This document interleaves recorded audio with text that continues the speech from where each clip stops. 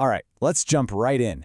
Today, we're cutting through all the noise to give you a quick, strategic look at the AI tools you can actually use to make your job easier, like starting today.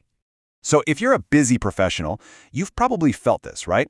It's just a constant stream of AI news, new apps, and all this pressure to get on board. But honestly, who has the time to sort through all of that to figure out what's actually useful and what's just, hype? It can feel pretty overwhelming. And that's exactly what we're going to do here.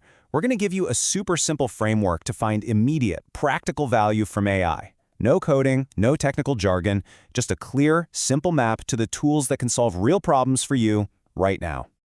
Okay, so here's the most important takeaway. Stop trying to memorize every new AI brand name. Seriously. Forget the whole debate of ChatGPT versus Claude versus Gemini. Instead, just focus on the job you need to get done. And the best way to think about that is by using what we're going to call AI archetypes.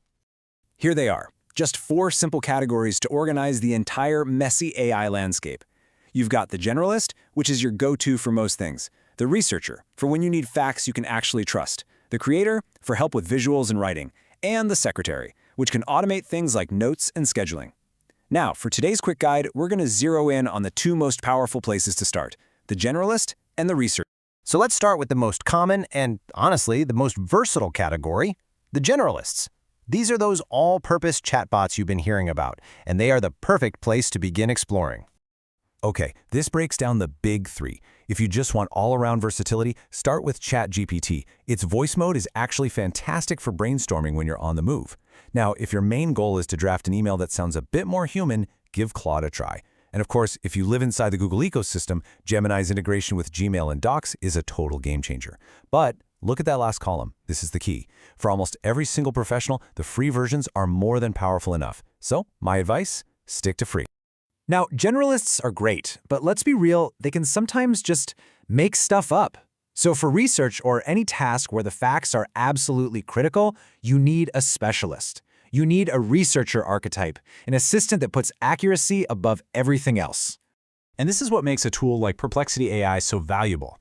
Think of it like a search engine that doesn't just give you links, it gives you a direct answer, complete with footnotes and citations. You can immediately see where the information came from and check it yourself. For any kind of business report or critical research, that level of trust is, well, it's non-negotiable.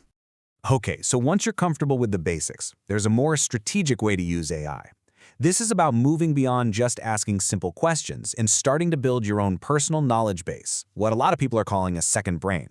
Let me introduce you to one of my favorites, Google's Notebook LM. Now here's the crucial difference. This tool works exclusively with the documents you give it. It's not an expert on the whole internet. It becomes an expert on your stuff, your meeting notes, your project briefs, your research. In fact, we used it to research this entire explainer. And here's why this is such a big deal for professionals. It gives you trustworthy answers based only on your files, and it'll even cite the exact page number. It can instantly summarize a 100-page report. And my favorite feature? It can create an audio summary of your documents. I mean, it's basically a private podcast you can listen to on your commute. And best of all, it is 100% free to use. So as we wrap this up, let's be really clear about something. The goal here is not to become an expert on a dozen different AI tools. That's just going to create more stress. The real goal is way, way simpler. Just find one repetitive, time-consuming task in your workflow this week and delegate it. Pick one of these tools. Do you need to summarize meeting notes? Use a generalist. Need to fact-check a competitor's claims? Use a researcher. That's it.